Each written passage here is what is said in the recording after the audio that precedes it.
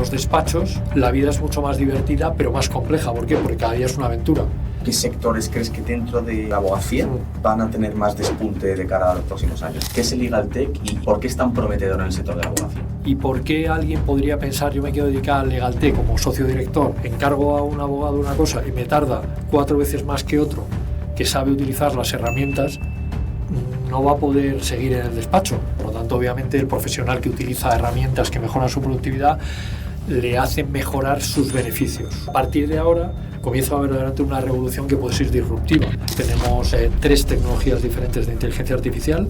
¿Cómo especializarte en el Legal Tech? ¿Es necesario una formación posgrado, máster o cómo acceder a un despacho para saber si te gusta, para descubrir tu pasión sobre una disciplina jurídica? Si los despachos te piden 2 años de experiencia previa para acceder.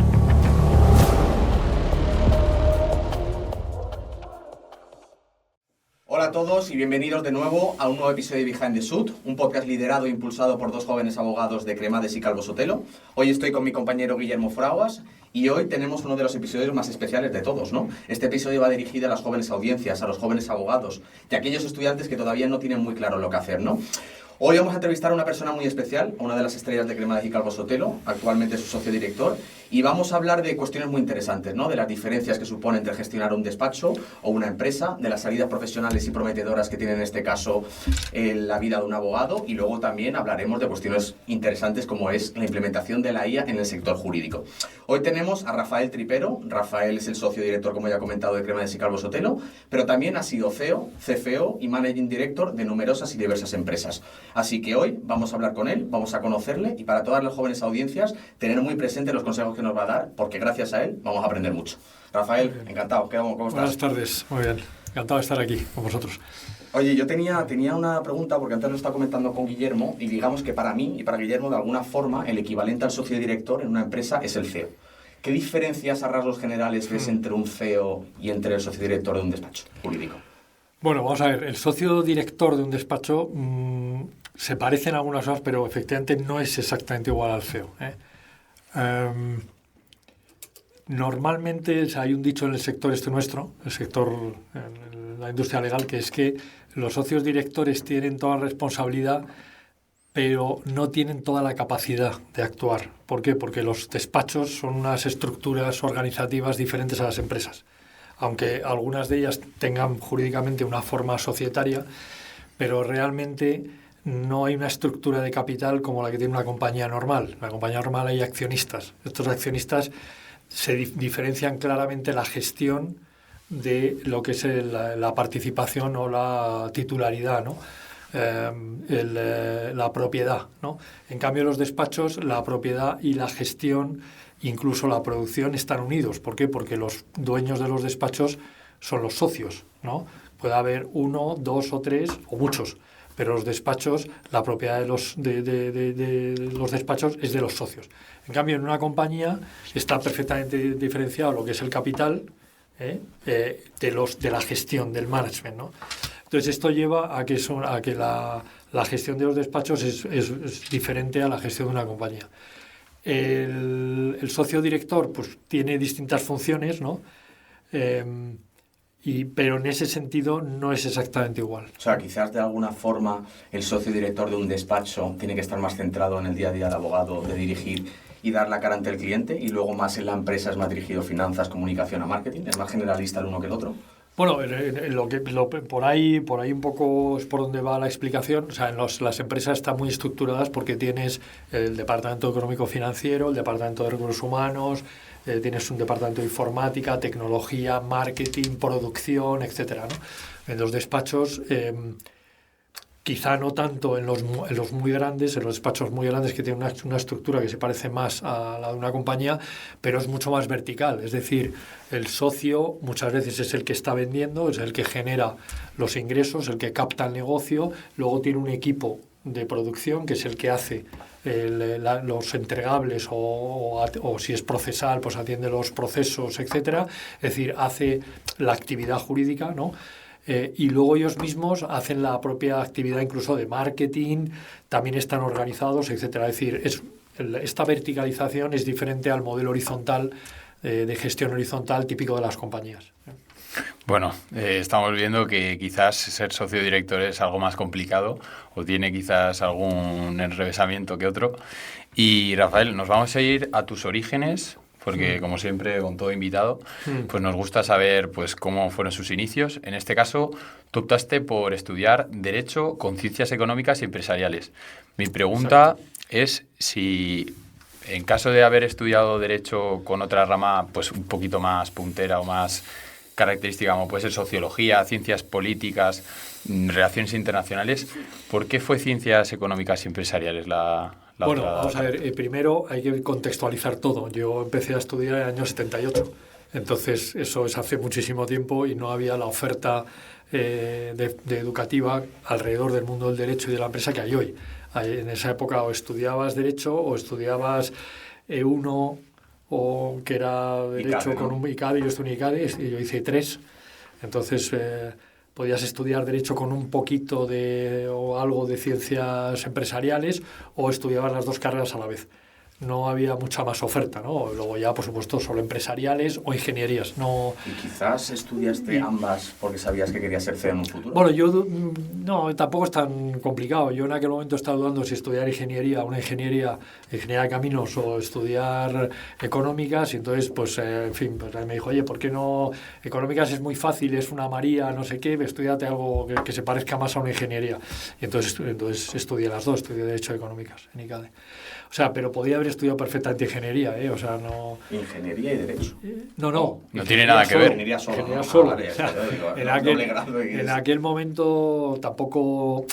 Hay gente que es muy vocacional, pues a lo mejor porque su familia pues son abogados o vienen de la rama del derecho, o jueces o fiscales o lo que sea, pero no era mi caso. Mi familia son empresarios, entonces pues buscaba una aproximación al mundo empresarial. Cogí Derecho y Económicas, la verdad es que me gustó mucho, me lo pasé muy bien.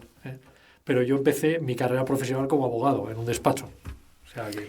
Y Rafael, ¿qué fue lo que te hizo decantarte hacia el mundo de la abogacía? Porque vimos que, pues, según tu trayectoria, has estado en muchos departamentos, marketing, un poco también finanzas. ¿Por qué el sector de la abogacía? Llevas 15 años ocupando el cargo de director general aquí en esta firma, en Cremades Calvo Sotelo. Bueno, no 15 ocupando el cargo, 15 en total. Pero, o sea, ¿por qué de hecho, empecé trabajando, como os decía, empecé trabajando en un despacho. La verdad que de una forma un poco accidental, porque me salió la posibilidad de hacer como prácticas. En aquella época no existía. Al principio, imagino. Sí, al principio. Estoy hablando del año 82, 81. En esos años no existía el concepto de becario, no había ese concepto, pero tuve la oportunidad de entrar a trabajar en un despacho y tenía mucho interés en ver cómo era. Era un despacho mediano, no más pequeño que este, pero ya éramos casi 40 personas ahí trabajando. Entonces tuve la oportunidad de empezar a trabajar y luego pues al licenciarme en Derecho me quedé ahí. Cuando me hice la licenciatura me quedé ahí y estuve trabajando un par de años, 3. Y bueno, vi el derecho desde dentro en una época que la industria legal no tiene absolutamente nada que ver con lo que es hoy, ¿no? Luego ya es cierto que viré hacia el mundo empresarial, como siempre, cuando tú trabajas en el mundo de los negocios, o sea, yo estaba haciendo abogacía de negocios, ¿no? como pasante, que era lo que había en aquella época. Luego ya cuando entré al despacho me dediqué al mundo fiscal, o sea, entré en la parte fiscal y mercantil sobre todo. Entonces, pues ya ahí mismo te surgen oportunidades. A mí me surgió una oportunidad de irme a un banco, a trabajar en un banco, y la aproveché. Y entonces ya me entré en el mundo empresarial y ahí ya pues he estado muchos años hasta que he entrado aquí como socio, he vuelto aquí como socio. Y ya enfocándonos en el sector legal, ya cuando entras a Cremades Calvo Sotelo, pues me imagino que aquí ejerce servicios legales. Mi pregunta es, ¿por qué Cremades? Bueno, Cremades, yo tengo una época en la que montamos una compañía en Alemania. Me incorporé a una startup que empezaba en Múnich de una compañía tecnológica y pues íbamos creando filiales en una compañía cotizada que sacamos a cotizar en la bolsa de Frankfurt y empezamos a abrir en diferentes países. Al llegar a España, pues no contratamos a Javier, que en aquella época era año 2000. Claro, 2000. Javier en aquel momento había estado en Alemania un poco antes. Justo. Pero el despacho había empezado un par de años antes, más o menos. Bueno, para poner en contexto, Javier Cremades es el socio fundador de Cremades y Calvo Sotelo, una eminencia y la estrella de Cremades y Calvo Sotelo junto con Rafael Tripper, para ponernos en contexto un poquito. Así que nada, ¿por qué Cremades? Pues mira, yo al final cuando contratamos a Javier en el despacho, que estaba en aquellos momentos empezando, pues lo que vi claramente es que Javier era una persona muy especial, era un fuera de serie, tenía una visión jurídica pues muy, muy potente, muy moderna. Él había estudiado en Alemania, entonces nuestra compañía era alemana. Eso influyó también, pero sobre todo que tenía una visión europea, ¿no? de los negocios y del derecho. Y nosotros estábamos, como os decía, estábamos abriendo en varios sitios y necesitábamos tener un partner en España pues, que tuviera esa misma visión, compartiera la visión, ¿no? Y luego también la calidad humana de Javier, que es una persona desde el punto de vista humano es excepcional.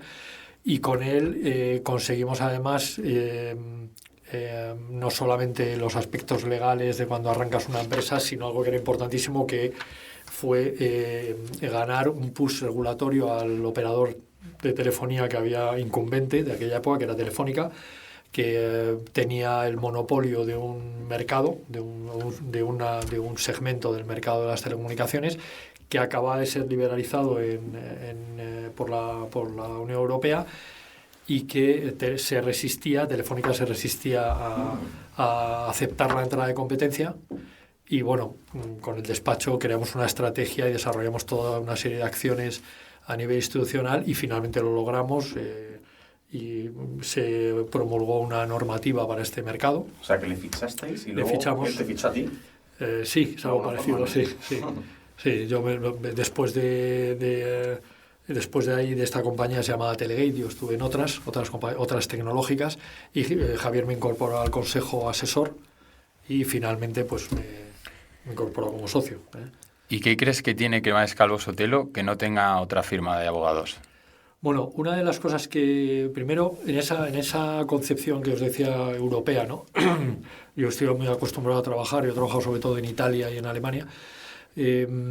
Los despachos en estos países no responden tanto al modelo de despachos enormes con miles de empleados que tenemos en España, ¿no? Que intentamos seguir un poco el modelo americano, ¿no? En España hay pues unas cuantas firmas que tienen pues, unos cuantos miles, ¿no? Y creo que la más grande en España pues debe andar en torno a los 3.500 o casi 4.000 abogados, ¿no? El modelo que yo creo que se adapta más a la mayoría de la clientela, ¿no? Porque estamos hablando de despachos de abogacía de negocios, ¿no? Que es lo que es este despacho que Cremades Calvo Sotelo. Son aquellos en los que el cliente es atendido por un socio. Esto no siempre ocurre porque en los grandes despachos muchas veces ves al socio el día cuando te están captando como cliente, en las fases un poco de preventa, ¿no? Si quieres, pero luego después cuando ya te conviertes en cliente, con quien trabajas es con abogado senior, pero el contacto con el socio no es frecuente. ¿Por qué? Pues porque lógicamente dedican los esfuerzos a los clientes más importantes y es muy difícil que tú seas una cotizada, etcétera, ¿no? Entonces, en este modelo, la mayoría de los clientes tienen siempre un socio a cargo. Trato más humano, ¿te refieres? ¿No? Bueno, no solo más humano, sino técnicamente más potente, porque lógicamente los socios son los que tienen la mayor seniority. No solamente el mayor conocimiento o un conocimiento más completo de las disciplinas, ¿no? De la materia, sino que tienen esa capacidad de transmitir confianza al cliente, que es lo que un despacho vende. O sea, un despacho lo que vende es la capacidad que aporta la tranquilidad que da al cliente cuando se encuentra en una situación de complejidad, ¿no? Que es por lo que vienen los clientes a los despachos, ¿no? Cuando tienen un problema, ¿no? Entonces, lógicamente, te encuentras mucho mejor tratado cuando estás con un socio. Por supuesto, luego hay abogados de distintos niveles que todos aportan, todos suman, ¿no? Pero te encuentras siempre mucho más tranquilo cuando te trata habitualmente un socio. Y eso es lo que en Cremades ocurre, ¿no? Bueno, yo de primera mano te lo puedo decir porque, bueno, la idea de... Pero podemos decir, sí, claro. la idea de Gonzalo y mía a priori era empezar a formarnos un poco como juristas y también ir desenvolviéndonos en nuestras labores de profesión. Y en este caso, pues optamos por Cremades porque nos pareció una opción excepcional el poder compaginar el máster que todavía no hemos mencionado, que se ofrece aquí en esta institución, en colaboración con la Universidad del CEU, y complementar esa formación con una formación más profesional en el día a día, con socios que están muy cualificados, tanto en las materias más punteras como en eso que has dicho tú, pues como bien has reflejado, aquí el trato con el cliente es primordial y para nosotros es muy importante aprender pues cómo gestionar eso, ¿no? Entonces, quería preguntarte un poco por las áreas profesionales de los jóvenes. Hoy en día están muy perdidos. La gente no sabe muy bien dónde meterse recién graduado en la carrera de Derecho. ¿Qué salidas consideras tú más prometedoras en este mundo?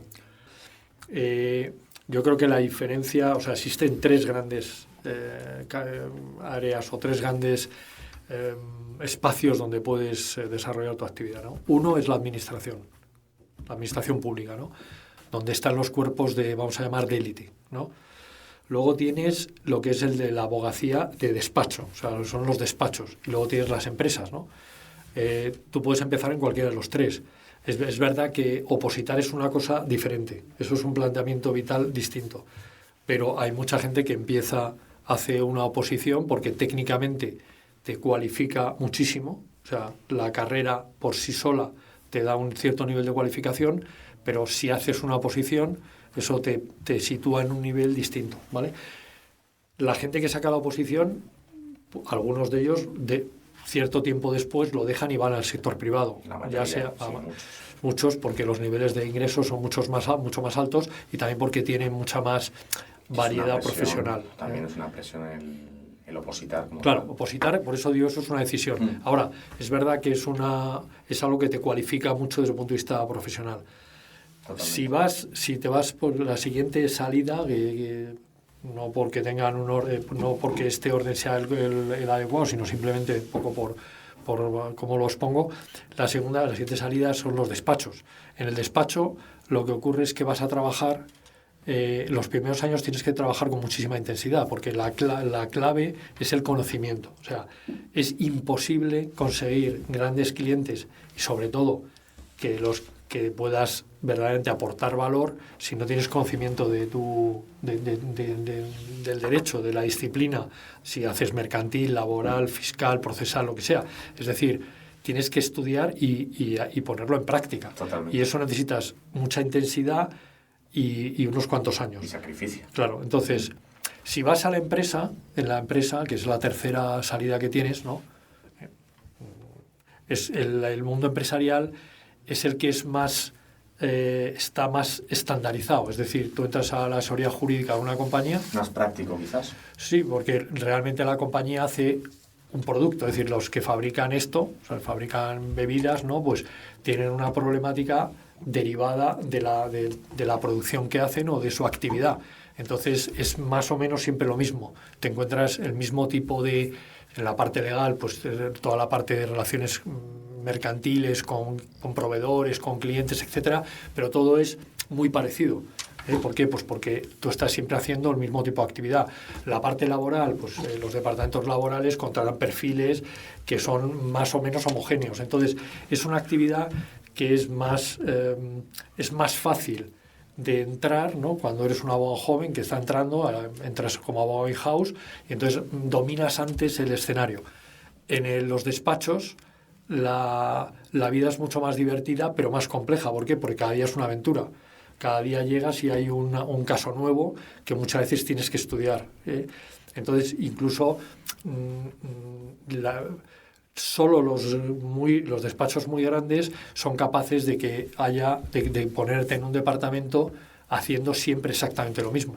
Sí. O sea, que te metas en mercantil y estés, es decir, yo, en el área de corporativa, ¿no? Que estás haciendo distintas tareas de la parte de corporativa, de hecho mercantil, y que siempre estés haciendo eso durante varios años, eso tienes que ser un despacho muy grande. Si no, normal es que estés en área mercantil, pero a veces tocas cosas que del área fiscal, a veces tocas algo de otras áreas, es decir... Bueno, y eso es lo bueno, claro, de Crema de Calvo Sotelo, ya que tiene la oportunidad de rotar de departamento. Exacto. Entonces yo... Ir viendo un poco y poco. Claro, entonces yo creo que tienes... O sea, de estas tres cosas, tú como abogado tienes que pensar dónde te quieres ubicar. Y también luego influye mucho la oportunidad. Es decir, que tú cuando acabes, pues cuando te pones a buscar trabajo, pues que de repente te aparezca un trabajo en una compañía o en un despacho, pues puedes optar y en un momento determinado eliges y entras ahí. Eso no significa que no puedas volver luego a las otras áreas. Lo que sí que es imposible es opositar, o es muy difícil opositar cuando ya llevas un cierto tiempo trabajando. Eso no es nada fácil. Totalmente. Eso es muy meritorio. Y hablando de salidas profesionales, ha salido un nuevo concepto, bueno, nuevo relativamente, que es el Legal Tech. ¿Qué es el Legal Tech y cómo por qué es tan prometedor en el sector de la abogacía? Bueno, vamos a ver, el Legal Tech en realidad no es como tal una disciplina jurídica, ¿vale? El Legal Tech es simplemente la tecnología aplicada a la industria legal. Es como hablar de agrotech, tecnología aplicada a la industria agrícola, ¿no? O pues industrial tech, que sería la tecnología aplicada a la industria. Es decir, en definitiva, cuando tú aplicas herramientas tecnológicas al mundo, a la industria legal, pues te encuentras con que hay que desarrollar determinadas aplicaciones, plataformas, etcétera, que son específicas del mundo del ejercicio de la abogacía.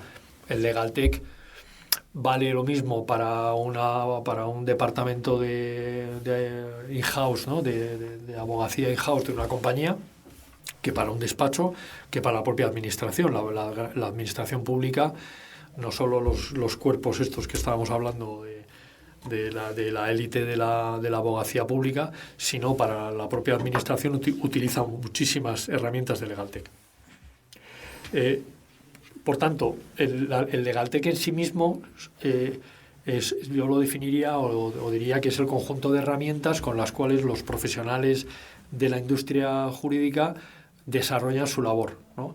Entonces, ¿por qué el Legal Tech ahora está muy de moda? ¿Por qué hay mucho interés, etcétera? ¿Y por qué alguien podría pensar, yo me quiero dedicar al Legal Tech? Pues os voy a poner un ejemplo.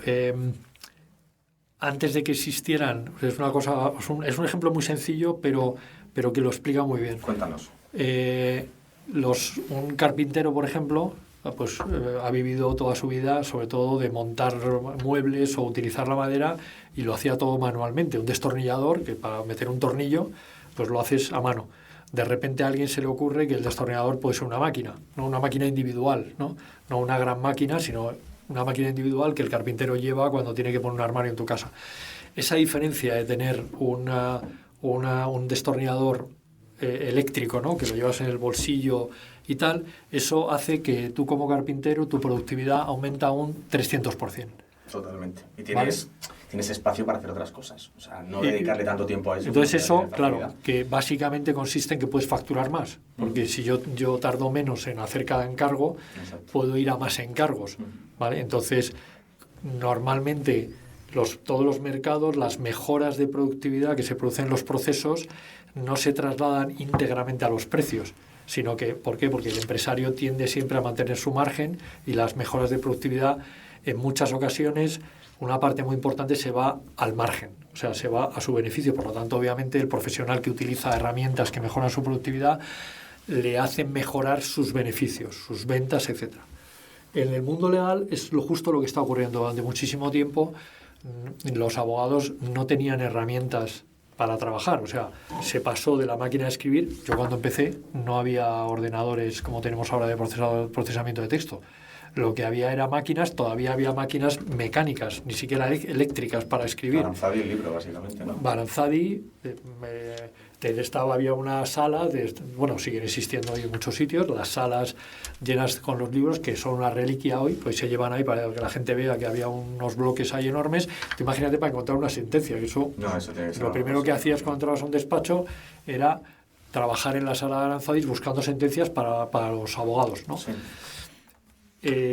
Entonces, eso con los años ha ido habiendo unas mejoras de productividad importantes, todas las plataformas de bases de datos que te iban facilitando ese proceso de búsqueda, etcétera, minutas que te permiten tardar menos en escribir, pero eso ha llegado a un punto que ya la mejora ha sido espectacular, sobre todo ahora ya con las herramientas de inteligencia artificial. Entonces, ¿qué ocurre? Que no todos los abogados han ido aprendiendo a utilizar todas estas herramientas que pone a disposición lo que es el LegalTech hoy en día para trabajar, sino que algunos se han quedado en herramientas que son muy básicas, procesador de texto, los Excel, etcétera. Y a partir de ahora comienza a haber delante una revolución que puede ser disruptiva, porque es que las herramientas de inteligencia artificial, que es un paso ya muy avanzado de todo lo que se venía haciendo en los últimos años, van a permitir aumentar la productividad y la capacidad de trabajo de los abogados de una forma espectacular. El que no sea capaz de utilizar las herramientas de inteligencia artificial, el que no se adapte, Exacto. Simplemente va a quedar fuera del mercado. Totalmente. ¿Por qué? Porque si yo te encargo a ti una cosa, yo como socio director encargo a un abogado una cosa y me tarda 4 veces más que otro que sabe utilizar las herramientas, no va a poder seguir en el despacho, porque el valor que aporta aporta otro más rápido. Claro. Y otra cosa distinta es, porque el ejercicio del derecho es muy complejo, pues aquellas personas que lo que tienen es una seniority donde la inteligencia artificial todavía no es capaz de aportar, ¿no? Es decir, la intuición para decidir qué estrategia puede ser ganadora por ejemplo, a la hora de presentar una demanda, o cómo enfocar una estrategia procesal, ¿no? O cómo enfocar un asunto complejo, ¿no? Donde la inteligencia artificial te da la base, pero tiene que haber una persona que en base a su experiencia, toda su experiencia, diga, vale, esto las herramientas me han facilitado entender bien esto y me dan algunas soluciones, pero yo tomo la decisión de qué es lo que aconsejo al cliente al final. Y esto, o sea, estas herramientas, yo creo que en los próximos 5 años vamos a ver cosas impensables en el mundo del derecho.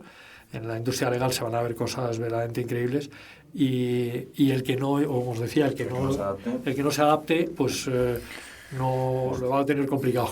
Bueno, no vamos a abrir el melón ahora de si las máquinas se van a comer puestos de trabajo o no. Ese tema, ¿eh? Pero sí que me gustaría, pues ya encaminándonos hacia... De todas formas, deciros una cosa sobre el tema. Yo quiero puntualizar una cosa también, que yo creo que este sector no se va a ver tan... O sea, en ese sentido sí, pero yo creo que siempre en la abogacía hace falta una parte humana. Siempre va a haber un cliente que quiera el trato con alguien. O sea, la máquina no puede reemplazar al 100% a un abogado. Bueno, yo para los próximos 10 años estoy de acuerdo contigo. Dentro de 10 años no lo sé. Ya es otra cosa. No lo sé, porque cuando ves las herramientas de inteligencia artificial, yo además vengo del mundo de los datos, del Big Data, de Analytics, donde trabajamos ya con los primeros algoritmos para distintas aplicaciones de otras áreas, pero ves que la progresión es brutal. Sí. O sea, tú básicamente, seguramente las generaciones más que están llegando ahora, ¿no? a la práctica de la abogacía, pues prácticamente se han criado con Google, ¿no? O en los momentos, yo creo todo el mundo ya, o sea, todos vosotros cuando empezasteis a estudiar ya existía Google, ya había buscadores, sí. ¿No? La diferencia entre la etapa anterior sin buscadores y ahora con buscadores, que es una herramienta muy burda, muy básica, ya es enorme. O sea, entonces, sí, pero igualmente, en el lapso de 25 años, lo que puede pasar. Igualmente es difícil saber cómo aplicar los conocimientos en tecnologías, pues ya sea programar o también un poco manejo de ofimática aplicado al mundo del derecho. Entonces, ¿Cómo especializarte en el Legal Tech? ¿Es necesario una formación posgrado, pues un máster o...? Perfil también, ¿no? Sí.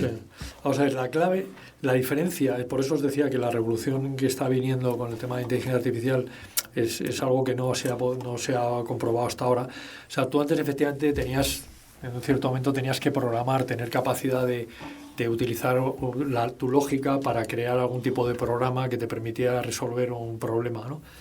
En el mundo hoy en día eso ya se ha sobrepasado, porque la inteligencia artificial funciona con prompt. ¿Sabes lo que es un prompt, no? Sí. Bueno, el prompt es qué es lo que tú le preguntas a tu plataforma de inteligencia artificial para que te conteste. Okay. Entonces, hoy no es tanto que tengas que aprendas a programar, que eso ya no tiene ningún sentido, salvo que vayas a ser un técnico de esto. Pobre. Hoy lo que tienes que adiestrarte tú es cómo preguntar a la herramienta. Es decir, la inteligencia del prompt, es decir, porque tú le puedes preguntar de forma sucesiva. Si tú a una herramienta de inteligencia artificial le vas preguntando y cada pregunta que tú le haces va afinando más la respuesta. Entonces, la clave está en todo lo que es este proceso, ¿no? Nosotros en el despacho ahora mismo ya tenemos 3 tecnologías diferentes de inteligencia artificial, una más genérica, dos específicas del mundo legal. Hoy todo el mundo lo que está haciendo es probar las tecnologías que hay, porque estamos en una fase pues un poco inicial, ¿no?, de la curva de aprendizaje. Entonces, pues tenemos 3 tecnologías, como os decía, estamos aprendiendo de ellas. No sabemos si al final nos quedaremos con 2, con 3, porque alguna es más específica para ciertas cosas. Es lo que está haciendo todo el mundo, que es probar diferentes cosas, pero nosotros ya lo tenemos en el despacho. Ya hay departamentos que están trabajando con herramientas de inteligencia artificial y si hablas con ellos, los resultados son espectaculares. Oye, ya para terminar y para adentrarnos en nuestra sección estrella, que es la ronda de relámpago, me gustaría preguntarte, así a opinión personal, ¿qué salidas, aparte de la que hemos mencionado, o qué sectores crees que dentro de la abogacía van a tener más despunte de cara a los próximos años, además del Legal Tech? ¿Hay alguno que tú creas como Compliance, M&A, o alguno que vaya a despuntar en un futuro? Vamos a ver, yo te diría de los sectores maduros, o sea, los sectores maduros son los que llevan ya mucho tiempo y que está cambiando la forma de hacerlo, pero en el fondo satisfacen una necesidad que existe desde hace 500 años. Yo creo que el sector del M&A, de fusiones y adquisiciones, es un sector muy prometedor. Es el sector que más me gusta a mí y también que es la práctica que en el despacho llevo. Porque es un mercado que, aunque es cíclico, pero es creciente, o sea, va haciendo así, pero sigue creciendo. O sea, los procesos de venta, fusión, adquisición empresarial, pues cada vez hay más operadores en el mercado. Entonces es una salida espectacular para un abogado, sobre todo si lo ha combinado, porque hoy en día casi todos los abogados han estudiado otra cosa. No, han estudiado económicas, derecho, sociología, algunos carreras técnicas o formaciones técnicas, pero todos aquellos que que les gusta la parte de finanzas, el derecho a los negocios, etcétera, todo el área de M&A es un sector espectacular. Y luego yo creo que también otros sectores, la parte de compliance que mencionabas, etcétera, que es más derecho regulatorio. A mí me gusta el compliance. Sí, yo creo que eso es un área que hay mucha competencia, porque ahí no es necesaria, en realidad no es un problema de estrategia, así como otras áreas, ¿no?, más de asesoramiento, antes como decíamos M&A o mercantil, importa mucho la estrategia. En la parte de regulación la estrategia importa menos, lo que importa es tener la capacidad de conocer y controlar todo lo que una empresa tiene que hacer, todo el cumplimiento normativo que tienes que hacer y tener herramientas o ser muy organizado para asegurar que tus clientes lo van a cumplir. Y ahí lo que va a pasar es que el derecho regulatorio en la Unión Europea lo único que hace es crecer. Cada vez está más regulado, cada vez hay más sanciones, cada vez es tal. Entonces es importantísimo y ahí va a haber también mucho desarrollo. Es un perfil diferente de abogado, el que necesitas paso. Sí, está claro. Y ahí tenemos también pues una salida muy puntera, bueno, además de las otras que habéis mencionado. Pero mi pregunta es para los jóvenes, porque estos son salidas que al final están saliendo pues desde hace 10 años, como muchísimo, pues son muy actuales.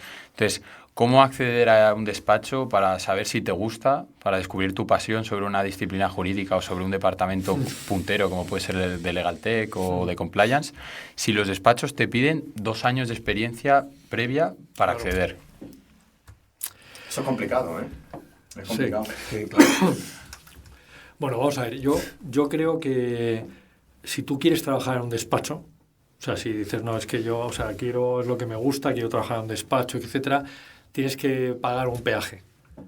Y ese peaje es que vas a tener que trabajar de una forma u otra, vas a tener que invertir, ¿no? Vas a tener que invertir tu tiempo y a veces tu dinero para poder hacerte un hueco en la profesión.